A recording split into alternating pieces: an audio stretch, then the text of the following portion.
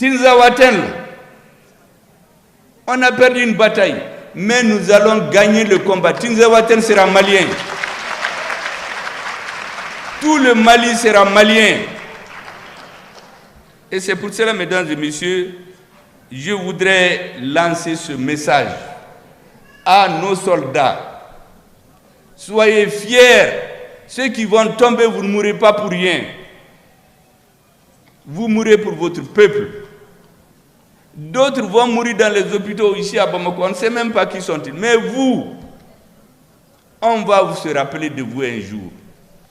Ceux qui seront partis, vous aurez donné votre sang pour que nous soyons dignes, pour que nous puissions parler. Nous sommes dans cette salle aujourd'hui, mais à Tinzawaten, on ne peut pas faire une salle comme ça, faire des réunions. C'est parce que certains sont en train de se sacrifier là-bas. Ils ont droit à tous les honneurs et les soutiens nécessaires. Le soutien de leur grand-mère, de leur mère, de leurs femmes, de leurs enfants, de tous les Maliens. Vous gagnerez cette bataille-là, Inch'Allah. Nous allons la gagner. Toute la région de Kidal, toute la République du Mali va revenir dans le giron de l'État malien. Inch'Allah. C'est l'armée malienne qui le fera parce que son combat est juste. Les quelques images de propagande que nous voyons sont destinées à nous démoraliser. Ils ne réussiront pas, ils ne connaissent pas les Maliens. Nous avons perdu des milliers d'hommes. Cela ne nous a pas empêchés d'avancer. Et nous allons continuer à avancer. Comme je l'ai dit, ce combat, nous allons le gagner. Je voudrais aussi saluer nos amis. Vous savez, on dit trivialement, on connaît les amis dans les difficultés. Moi, j'ajoute, les amis, c'est comme des étoiles. On les voit dans l'obscurité. Lorsque tout est sombre, c'est en ce moment que vous voyez les étoiles. Les amis sont comme ça. Ceux qui sont avec nous aujourd'hui doivent savoir qu'ils sont avec un peuple qui ne va jamais les oublier. Nous ne sommes pas un peuple d'ingrats. Ceux qui versent leur sang aujourd'hui pour le Mali, leur peuple, leur gouvernement, leurs dirigeants doivent savoir qu'ils sont morts pour un grand peuple. Ils sont morts pour sceller notre amitié à jamais. Parce que nous avons besoin de sortir de cette situation de vassalisation dans laquelle certains voulaient nous maintenir. Et nous sommes conscients que c'est avec l'appui de nos amis que nous allons réussir cette bataille qui est incertaine. C'est pour cela que je dis qu'on ne va jamais les oublier. Ils n'ont pas à se décourager. Cette bataille-là, la main dans la main, nous allons la gagner. Nous allons prendre la totalité du Mali. Inch'Allah. L'autre message, c'est à la classe politique. J'ai vu sur des réseaux des gens qui à peine se réjouissaient de certaines images macabres qu'ils voyaient. Faites attention. On est en train de nous manipuler tous. Nous nous sommes faits. Ne vous laissez pas manipuler. On veut vous maintenir dans l'esclavage. J'ai vu des communiqués de certains partis. On le fait signer par une personne qu'on ne connaît même pas. On dirait que les grands chefs qui sont connus ont honte d'avoir leur signature sur les déclarations. Moi, j'ai lu les déclarations de tous les partis. Ayez le courage de soutenir votre armée. L'armée va au-dessus des gouvernements. Quel que soit celui qui viendra au pouvoir, il aura besoin d'une armée forte. Et donc, mon message à la classe politique, soyez tous solidaires dans une union sacrée de notre armée. La récupération de Tinzawaten n'est pas une histoire de Assimi Goïta ou de Choguel Maïga ou de leur gouvernement, ou de Sayo Kamara. C'est une affaire du Mali. Si Tinzawaten est récupéré, si le Mali est récupéré aujourd'hui, dans 5 ans, dans 10 ans, dans 20 ans, dans 30 ans, c'est d'autres hommes qui seront là. Mais ils vont s'occuper du développement. Parce que le pays aura été pacifié et unifié. Je voudrais dire ensuite à ceux qui soutiennent les terroristes de faire beaucoup attention. Nous avons des grandes leçons qu'on a tirées de l'histoire. Les dirigeants passent, les peuples restent.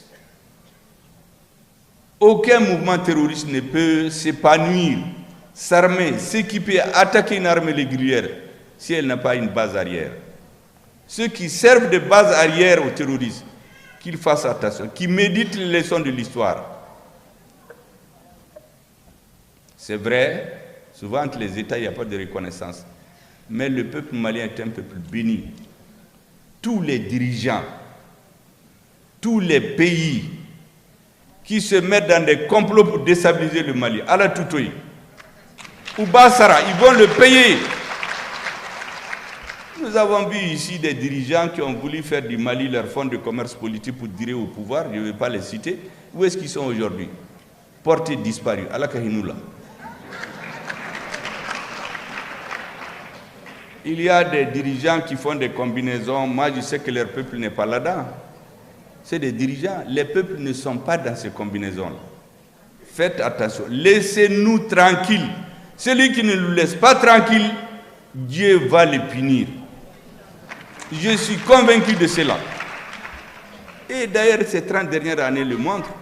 Tous ceux qui se sont mêlés de la guerre au Mali, même quand ils se prétendent être des amis, ils l'ont payé. Et ceux qui sont dans ce jeu aussi vont le payer. Inch'Allah. Parce qu'ils font une mauvaise guerre. Certains font de l'ingratitude historique et politique. Les terroristes qui viennent détruire le Mali ne doivent pas avoir certains pays comme point de repli. Parce que ces mouvements ne peuvent pas prospérer s'il n'y a pas de pays de repli. Faites donc attention et laissez-nous en paix. Mesdames et messieurs, le président de la transition nous rappelle souvent que le peuple est le centre de gravité de notre gouvernance.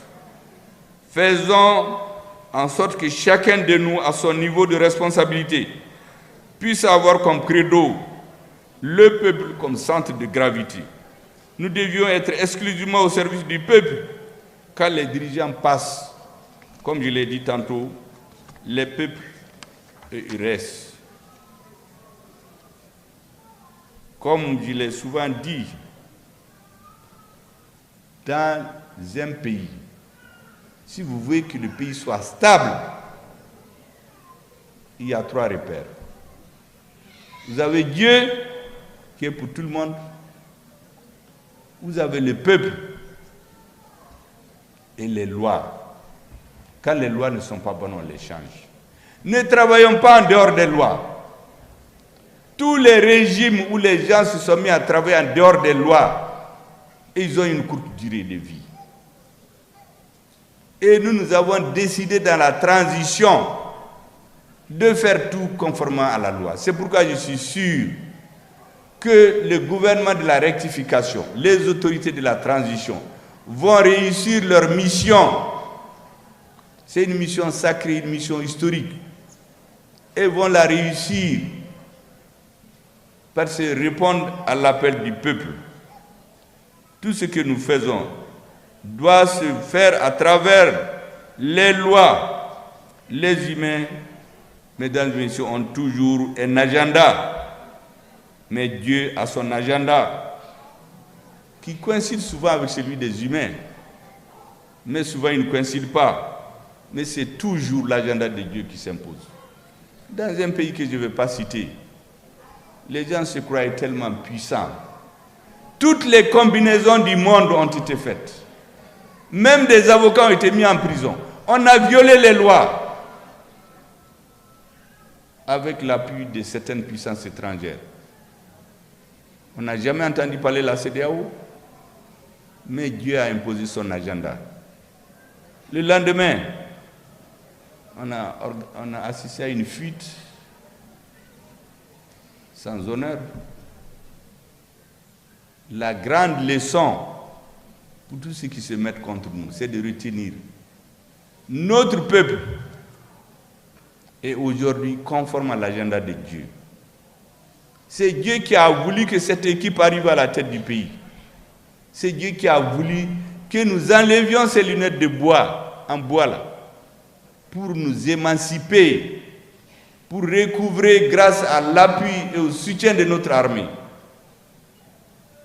et de ses dirigeants. la dignité du peuple malien. La fonction d'un gouvernement, c'est de faciliter, accompagner et créer les conditions pour l'émergence de l'excellence. C'est cela que le gouvernement de transition est en train de le faire sous le leadership. Certains disent éclairé, mais ça c'est de l'ancien système. Le leadership c'est largement suffisant parce que c'est aux résultats qu'on juge. Ceux qui étaient éclairés là, il y a beaucoup qui sont allés dans la brousse. Le nôtre là, il fait son travail et les choses sont claires pour tout le monde. Sous le leadership du président de la transition, le colonel Assimi Goïta. Mesdames et messieurs, la création de l'Alliance des États du Sahel, de sa sortie du giron de la CEDEAO et de la fondation de la Confédération de l'Alliance des États du Sahel le 6 juillet 2024 à Niamey. C'est une date historique, je crois que tous les Maliens doivent retenir comme la date du 22 septembre 1960. Je crois qu'à terme, ça va être une date que d'autres Africains vont retenir, parce que ma conviction, c'est que l'AES va s'agrandir. Si les trois pays gèrent bien leur pays, les peuples vont amener les autres gouvernements à aller vers l'AES. Et donc, nos présidents ont posé une pierre importante dans la grande histoire de l'Afrique. Sur ces différents chantiers de la refondation, mesdames et messieurs, les femmes ont été toujours à l'avant-garde des réformes. Elles sont restées debout et très actives aux côtés des hommes pour contribuer à bâtir les chantiers ouverts par les recommandations des Assises nationales de la refondation. Comment pourrais-je ne pas rendre hommage ici à toutes ces braves femmes qui sont aux avant-postes du gouvernement de transition? Je les appelle affectueusement, mais avec beaucoup de sincérité, les Amazones de la transition, car elles occupent et ont occupé les postes ministériels stratégiques comme les transports, les infrastructures, les réformes politiques et institutionnelles. Vous savez que pratiquement c'est une revendication majeure des Maliens. La promotion de la femme, évidemment. Mesdames et messieurs, vous savez, derrière chaque homme, on le dit trivialement, mais moi j'en suis convaincu, derrière chaque personnalité importante dans sa réussite, vous trouverez qu'il y a une femme discrète, mais très efficace. Sans une femme qui vous appuie dans vos actions, qui vous comprend, qui vous conseille et souvent qui vous guide, aucun homme ne peut réussir. Mais elles ne font pas beaucoup de bruit et c'est ça leur force. C'est pour cela que souvent les hommes ont l'impression que c'est le sexe fort. En réalité, ça c'est un peu pour la façade. Mais derrière les rideaux, on sait qui est fort. Et d'ailleurs, pour les médecins, vous aurez constaté, même quand il y a les épidémies, ce sont les garçons qui partent en grand nombre. Les filles sont plus solides. La femme supporte plus de douleurs, plus de problèmes dans la vie, plus de charges que les hommes. Et c'est pour cela que c'est sur elle en réalité que repose la vie d'une société. D'ailleurs, chez nous, vous savez, quand on est très méchant avec un homme, on ne lui souhaite pas d'être pauvre, d'être malade. On lui dit, si vous avez une mauvaise femme, c'est la plus grande maladie pour un homme. Si vous n'avez pas une femme avec laquelle vous comprenez, vous ne pouvez pas réussir. Quand vous voulez modérer un homme là, il ne faut pas aller chez les marabouts là. Dites-lui seulement que vous avez une mauvaise femme. Il va vous dire, Allah Kama, laissez-moi en paix, je suis d'accord avec vous. Parce que c'est de ça que tous les hommes ont peur. Quand vous avez une femme avec laquelle vous ne comprenez pas, même vos affaires ne peuvent pas marcher. Il vaut mieux en ce moment vous séparer, que chacun mène sa vie. Mais vous ne pouvez pas réussir tant qu'à l'intérieur de la famille, les choses ne marchent pas. C'est même l'islam le dit. Il faut d'abord vous entendre pour que les choses marchent. Je voudrais ici, mesdames et messieurs, saluer de façon particulière nos braves filles, sœurs, épouses et collègues, les femmes qui continuent de faire la fierté personnelle. Moi, je suis très fier des femmes avec lesquelles nous travaillons. Je voudrais de façon particulière nommer ici les anciennes ministres, Madame Diawara Awa-Paul Diallo, qui était vraiment notre grande sœur, et pour certains même, elle était la cousine de tout le monde. Je voudrais parler aussi de Madame Sidibé Dédé Ousmane. Je voudrais parler de Madame Djiminatou Sangaré. Vous savez, au Mali, pendant des années, nous pensions même qu'il était impossible de faire des concours sans fraude, de faire des examens sans fraude. Eh bien, Madame Awa-Paul Diallo, Madame Diawara Awa-Paul Diallo et Madame Sidibé Dédé Ousmane nous ont démontré que pour le Mali, pour les Maliens, rien n'est impossible.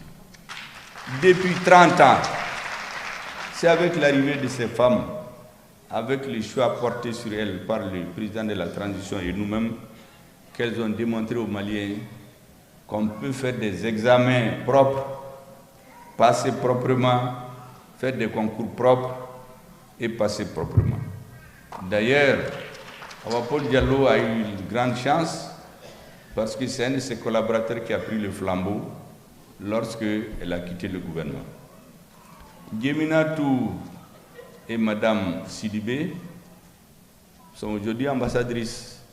Elles vont représenter le Mali à l'extérieur. Je leur souhaite bonne chance. Elles font la fierté de notre pays. Bien entendu, je ne peux pas ne pas parler de celles avec lesquelles je suis tous les jours.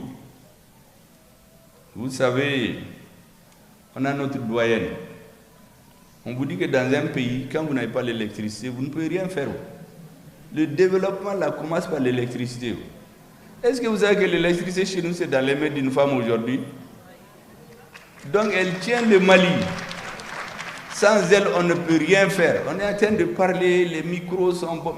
Coupez le courant seulement, il n'y aura rien après. Vous n'entendrez rien. Je voudrais la saluer de façon particulière. Bien entendu, il y a à côté d'elle la brave Madina, Madame Dambélé Madina Sissoko, et les ingénieurs des travaux publics ont peur d'elle. Quand je la vois à la télé en jean sur les chantiers, je crois que tous les ingénieurs et les ouvriers là, ils se cherchent. Un jour, il y a, au niveau d'un hôtel, il y a des étrangers qui sont venus me voir pour se plaindre. Je crois qu'ils s'attendaient à même des dédommagements de plusieurs centaines de millions. Et bien, je leur ai dit, attendez, moi je ne suis pas de ce domaine-là. J'ai appelé Madame le ministre. Elle a porté ses jeans et elle est descendue sur le chantier. Après, le blanc là est venu me dire, ah, banane, c'est fou, Elle les a coincés avec ses ingénieurs sur le chantier et elle leur a démontré que le Mali ne doit rien à personne. C'est eux qui ont tort. Donc finalement, la paix a changé de camp. C'est eux qui cherchaient la paix avec le gouvernement.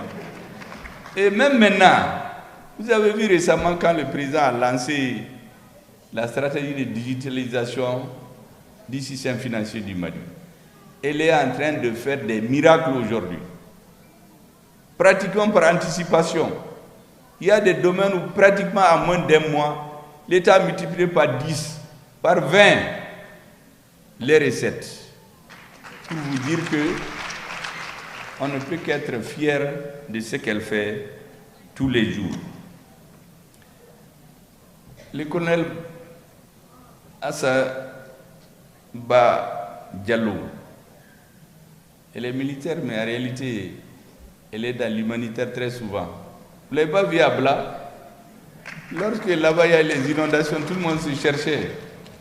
Mais celle qui est descendue, mais elle était en tenue de camouflage, elle n'était pas en tenue militaire là-bas. Pour que les gens ne pensent pas qu'elle est militaire, elle est descendue là-bas. Et quand elle nous a fait le compte rendu, j'étais très fier d'elle. Aujourd'hui, la santé des Maliens, c'est elle qui est au pilotage. J'ai été récemment dans une ville du Mali où les gens étaient venus se plaindre des appareils de dialyse. Et avec les informations qu'elle m'a données, comme on dit trivialement, j'ai mis les gens à leur place. J'ai dit, mais vous là, les dialyses, ça fait 300 000 francs. Elle vous a amené ça gratuitement, avec l'aide du président. Dans des pays voisins, ça coûte 300 000 francs. Donc les gens quittent les pays voisins, ils viennent chez vous. On laisse les Maliens mourir. Et puis on prend 300 000 francs avec ces étrangers. J'ai dit aux gens, vous fermez les yeux sur ça. Donc ne venez pas vous plaindre auprès du gouvernement. Mettez de l'ordre chez vous d'abord. Donc elle a donné des matières de dialyse avec l'appui du président un peu partout. Et imaginez, c'est notable quand je leur ai dit ça, la discussion n'a plus continué. Parce que c'était très clair que l'État malien, avec spécifiquement le président de la transition, fait beaucoup dans le domaine de la santé. Beaucoup d'infrastructures sanitaires sont aujourd'hui en train de voir le jour qui n'existait pas.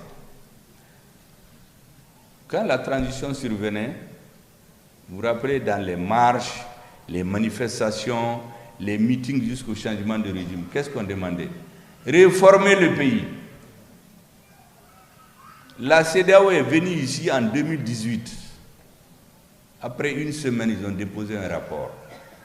N'organisez plus des élections en République du Mali sans faire des réformes politiques et institutionnelles.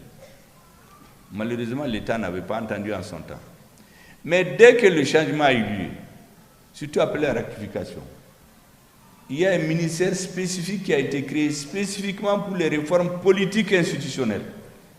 Est-ce que vous savez que c'est une femme que ça a été confié? C'est une femme qui est en train de conduire, d'être à la tête des réformes politiques et institutionnelles à la République du Mali. Donc le renouveau du Mali, c'est encore dans les mains d'une femme.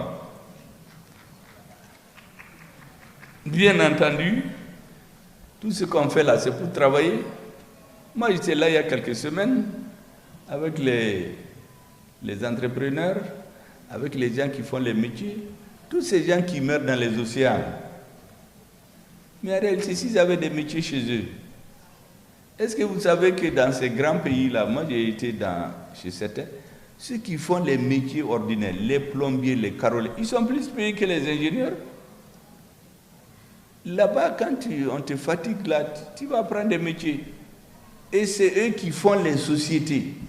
Quand vous partez en Suisse ou en Allemagne, la société est basée sur ce que nous appelons les petits métiers. En fait, ce n'est pas des petits métiers. Si tu es président ou premier ministre là, mais si tu te lèves, ton robinet ne marche pas. Tu ne peux pas te voir dans le miroir. Tout est sale chez toi. Mais tu vas te rappeler en ce moment que les plombiers, les menuisiers, là, ceux qui font les carreaux et les petits métiers, là, que la société ne peut pas marcher sans eux. Celle qui est en train d'encadrer les Maliens pour leur donner le goût du travail, le goût de l'entrepreneuriat, c'est encore une femme qui le dirige dans notre gouvernement. Je les ai félicités de façon spécifique ici. Bien sûr que Madame le ministre de la Femme, l'enseignante, fille de l'enseignante et certainement femme de monsieur l'enseignant, j'espère qu'il m'entend, il faut ajouter ça à votre statut, elle nous fait plaisir. Quand elle m'a dit qu'elle a invité ses 3 collègues des 2 pays de l'AES et de la Guinée, je lui ai dit que vous avez été très bien inspirés. Aujourd'hui, tout ce que nous faisons, nous devons le faire avec nos amis de l'AES. L'AES, il faut que ça rentre dans les esprits maintenant. La Guinée n'est pas dans l'AES, mais les Maliens ne peuvent jamais oublier la Guinée. Quand on a voulu nous étrangler, certains ont voulu nous couper le souffle. C'est la Guinée qui nous a donné le ballon d'oxygène. D'ailleurs, ce n'était pas étonnant. Certains de nos anciens dirigeants disaient que la Guinée et le Mali, c'est les poumons d'un même corps. Je pense que la Guinée a démontré cela à tous ceux qui ne comprenaient pas ce que ça voulait dire. Quand les Maliens avaient mal, on voulait nous étouffer. C'est la Guinée qui nous a tendu le ballon d'oxygène. Je voudrais les remercier. Et quand le ministre m'a dit qu'elle les a invités, j'ai dit que c'est une très bonne initiative. Mesdames et messieurs, il y a des hommes, mais il y a beaucoup de femmes plus. D'ailleurs, à la rentrée, quand j'ai rencontré les hommes et les femmes, j'ai dit aux hommes, attention, ne vous mariez pas les jours des fêtes. Parce que le jour des fêtes, toutes les femmes sont belles. Il faut attendre les autres jours. Alors, les femmes se sont mises à rire. Donc, j'ai dit, mesdames et messieurs, les femmes sont au début et à la fin de tout. Ce sont des véritables soldats de la paix et du développement. Elles sont nos grand-mères, nos mères, nos épouses, nos filles. Elles sont dans le corps de nos forces armées de défense et de sécurité. Elles sont épouses, mères ou filles de nos braves soldats qui se battent au quotidien. Elles sont au front avec leurs frères, leurs fils, leurs petits-fils et leurs filles. Vous savez, en tout cas, moi, je fais partie des hommes qui ont peur des femmes. Quand j'ai dit ça à des gens, on a dit à des hommes qui ont peur des femmes. Il y en a qui sont les... Moi, je n'ai pas peur des femmes. Il y a d'autres qui ont dit, non, ils ont peur des femmes. On dit, c'est les hommes. En tout cas, moi, je suis parmi eux. Les femmes, c'est les seules personnes. C'est une femme qui vous porte pendant 9 mois. C'est elle qui vous voit nu, petit là. Vous devenez président ou roi là. Mais il y a quelqu'un qui vous a vu petit, nu. Ça, c'est votre mère. C'est lui qui vous apprend les premières... on montre les dessins animés là. Nous qui sommes venus de loin, il y a un ministre qui me disait, vous les Boyorodiens là, comment vous êtes intelligents? Parce qu'ils regardent les dessins animés. Je leur ai dit, nous, c'est nos grand-mères qui nous apprenaient beaucoup de choses. C'est ta grand-mère qui t'initie à beaucoup de choses dans la vie, dans le temps. C'est ta femme, ta confidente, les moments difficiles.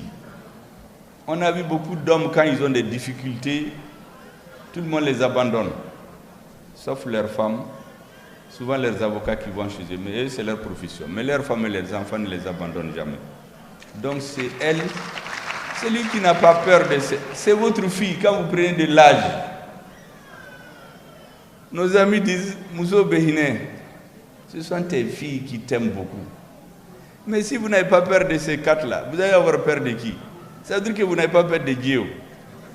Et comme nous avons peur de Dieu, les femmes, il faut les respecter. Quand je dis peur, c'est une peur positive, il faut les respecter. Dans une société où les femmes sont épanouies, le garçon, le mari, toute la famille épanouie. Et c'est pour cela que, quand j'ai été dans un pays d'Asie il y a 1 an, là-bas les dirigeants sont très jeunes. J'ai vu des jeunes 30 ans, 35 ans, 40 ans. Lors d'un dîner, je causais avec un d'entre eux. J'ai dit, mais vous êtes jeune pour prendre un pays comme ça, être dans ces grands jeux au niveau international. Il me dit, tu sais, les femmes chez nous, vous ne les voyez pas devant, mais en réalité, c'est elles qui font tout. Derrière les rideaux, là, c'est ma maman qui dit beaucoup de choses, et ma femme. J'ai dit, ah bon? Il me dit, chez nous, elles ne parlent pas beaucoup, mais en réalité, le pouvoir, c'est dans leurs mains. Donc, vous voyez, chaque société a ses règles. Il y a des sociétés, et ces sociétés sont très épanouies. Les femmes ne sont pas devant, elles ne parlent pas beaucoup, mais en réalité, la vérité des grandes décisions, c'est dans leurs mains. Parce qu'elles conseillent utilement, sans calcul en général. Elles conseillent leurs maris, elles conseillent leurs enfants. J'ai dit au monsieur, bravo, vous avez une très bonne culture. Faites tout pour qu'on ne vous enlève pas cette culture.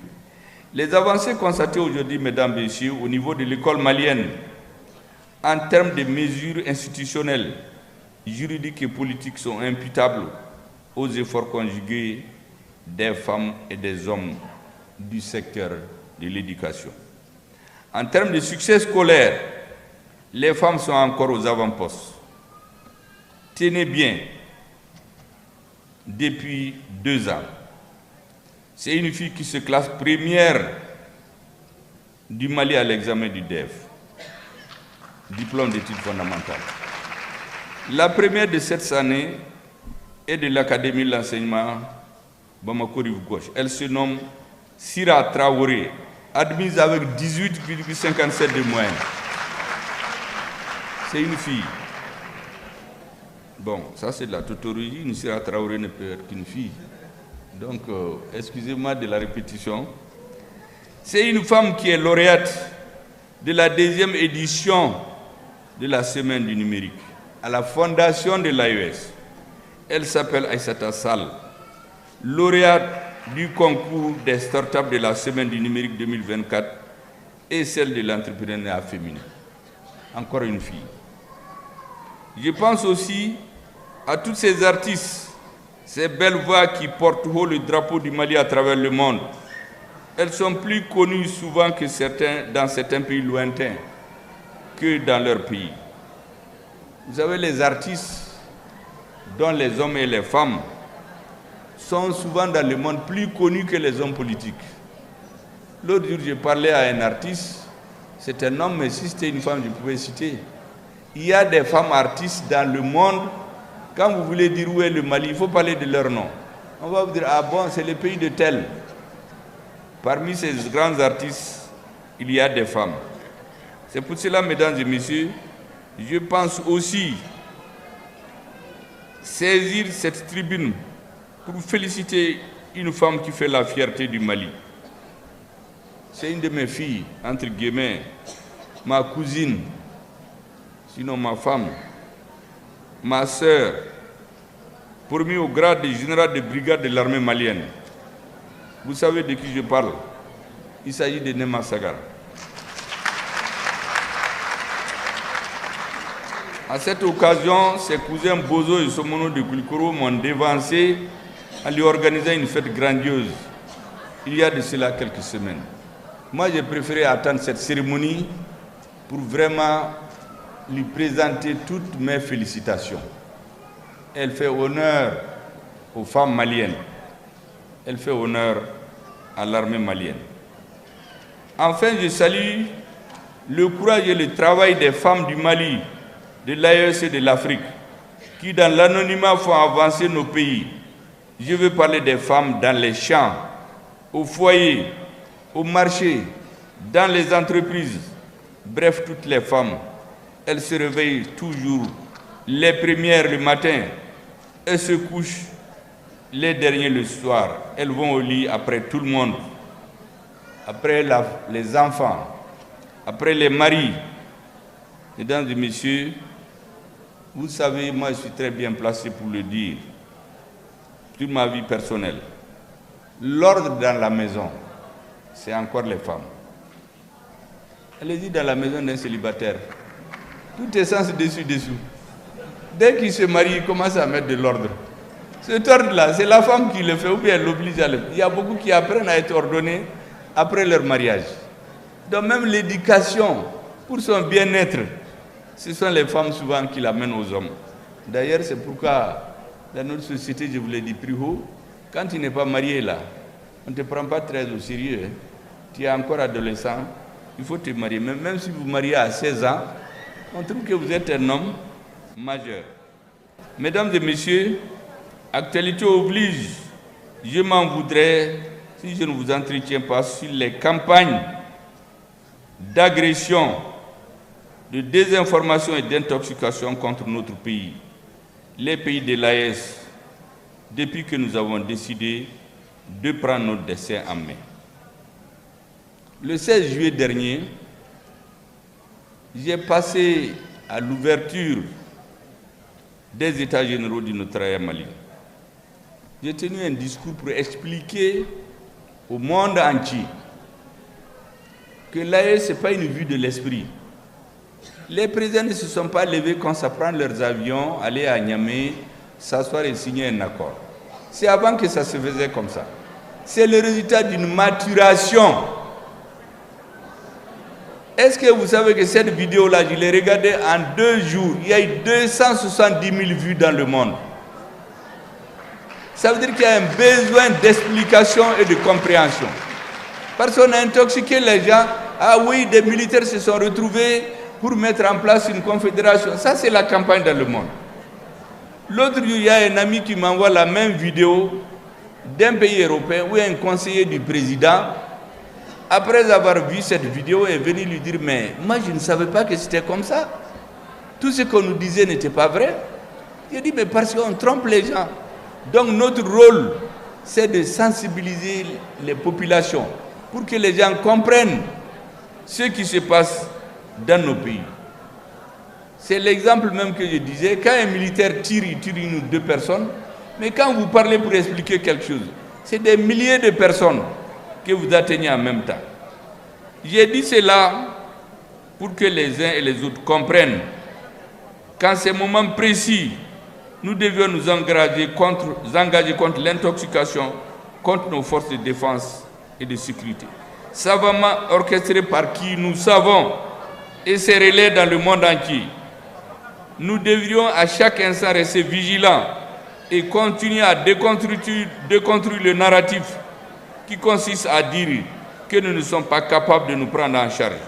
En tous les cas, en ce qui me concerne, vous l'aurez constaté depuis des mois, je ne rate aucune occasion pour rappeler l'importance de connaître notre histoire, pour construire notre futur.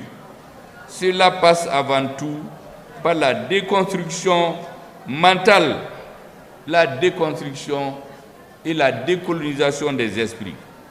Partout où je passe, je rappelle le rôle éminemment et crucial de nos forces de défense et de sécurité, de nos vaillants soldats qui, nuit et jour, sous le soleil ardent, sous la pluie, sous le froid glacial dans le nord, sans repos, loin de leur famille, se battent au prix de leur vie pour que nous puissions nous réunir comme cet après-midi. Et c'est pourquoi je vous demande, et par-delà à toutes les Maliennes et à tous les Maliens, de vous joindre à moi pour prier pour les autorités de la transition et saluer la bravoure de nos forces de défense et de sécurité, qui ont restitué à notre peuple son honneur, sa dignité, sa souveraineté. Notre pays, mesdames et messieurs, a aujourd'hui recouvré sa dignité. Tous les Africains sont en train de nous regarder. Tous les Noirs, partout où ils sont, même dans les pays lointains, regardent et espèrent que le Mali réussisse. Même au moment où nous réunissons ici, nos soldats sont en train de se battre contre les hors-la-loi, souvent au prix de leur vie. C'est pour cela que je les appelle les monnaies Bodéon. Certains pensent que c'est pour flatter. Ça, ce n'est pas de la flagornerie. Où est monnaie de Boana? Où est monnaie de Boana? Mesdames et messieurs, nos prières à tous ceux qui sont tombés sur le champ d'honneur, comme je l'ai dit souvent, nous ne les oublierons jamais. Nous ferons en sorte que leurs descendants soient fiers d'eux dans quelques années, dans 10 ans, dans 20 ans, dans 1000 ans, plus, que des enfants viennent dire un jour, sur des lieux dédiés, je suis fier de mon arrière-grand-père. Je suis fier de mon grand-père, de mon père, parce qu'il a donné sa vie pour que je puisse venir aujourd'hui me recueillir fièrement quelque part. Dans tout ce que nous faisons, mesdames et messieurs, pensons à eux. Ils ont besoin de notre soutien en tout lieu, en tout moment. Ils ont besoin de savoir que nous sommes derrière eux dans une union sacrée. Le message aux femmes Je l'ai toujours dit. Je l'ai dit à la prise de la ville qui est... C'est quoi la grande ville qu'on a prise avant Tombouctou? C'était Ber. Ça n'a pas été facile. Parce que les adversaires du Mali ont dit à tout le monde que les dirigeants maliens sont en train de fanfaronner. Ils ne pourront pas chasser les forces étrangères. Ils ont mis toutes leurs forces à Ber. Effectivement, il y a eu plusieurs assauts. Mais nos soldats ont entendu un message. Nous leur avons dit, nous n'allons jamais perdre la guerre contre le terrorisme. Nous pouvons perdre des batailles.